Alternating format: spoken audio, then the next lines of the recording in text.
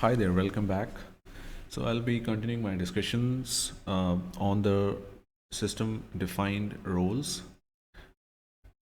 So before that, I would like to recollect the account setup that we did in the previous discussions and the default user that gets created, whenever we are setting up a trial account, for example, in our case, it would be having a role of account admin. If you see in the hierarchy of Snowflake system roles, it is at the top level. So that's a top level role that gets assigned to the user that gets created with the account setup process. And this role has maximum privileges. As you can see, it is inheriting from each and every other role, right? You can see custom roles as well as the system admin, security admin, user admin, and public role, right? So the maximum privileges, maximum permissions are granted to the account admin role, and the very first user that gets created with the account setup possess this role. So let me come back to my UI, Snowflake UI. So I'll quickly show this was the users that was created, and it is having account admin role, right? With the option to switch I created a couple of user custom roles, which we will discuss later. But in addition, you can see there is public, security admin, sysadmin, and user admin, right? So when we are saying like it is inheriting from these roles, that means we can switch back to any of these roles, right? So if I click on sysadmin, this user will be able to assume sysadmin role. We'll see that shortly. And meanwhile, I'll go back to my slide over here.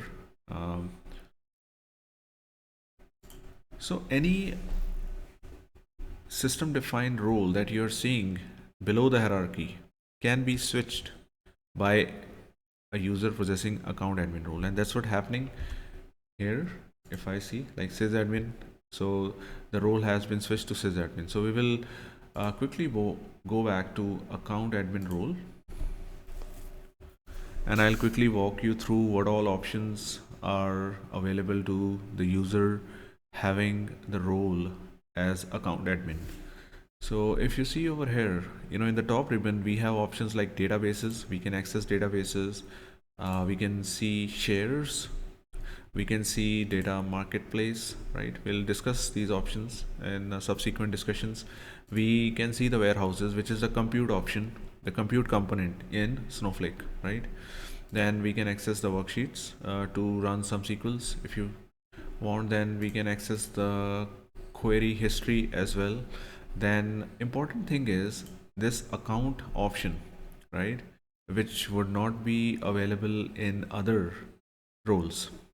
So if you see over here, we can access the usage information, like that basically tells like what are the credits getting used, and it basically gives the bifurcation by the warehouse as well, right? And then the storage used, right, it gives invites. So basically the usage storage information we can access over here, and then billing information. We can add a payment method, we can add a credit card, right, if we want to add some more credits. Then we can create users, right, we can create roles, we can set some network policies to control network access, to block unauthorized access, to the Snowflake instance. And then we can see the session information. There are ongoing sessions, like if you see over here, we are accessing it through Snowflake UI, right? Then you can set some resource monitor to keep a watch on the accounts credit consumption, right? We can set some limits basically, and alerts can be generated. And then we can create reader accounts as well. We will definitely be discussing in detail what are these reader accounts as they pertain to the non Snowflake customers, right? We can give them access, right, without them creating the Snowflake account. So we'll discuss each and each option in detail. That's all in this discussion. Thank you.